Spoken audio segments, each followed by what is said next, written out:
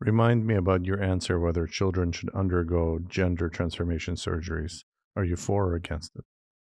I noted that gender affirming surgery for children is generally deferred until adulthood. The focus during childhood is typically on reversible treatments and psychological support.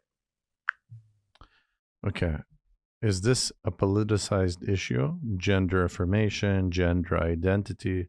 Is there evidence that there's political bias in either directions, for or against it?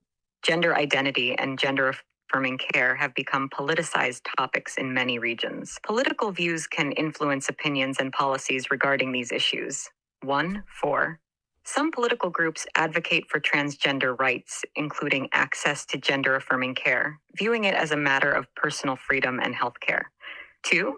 Against. Other groups oppose these treatments, especially for minors, sometimes citing social, religious, or conservative values.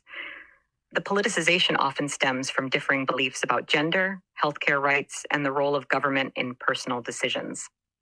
It's important to approach this topic with an understanding that medical, psychological, and personal aspects are at the core beyond the political discourse.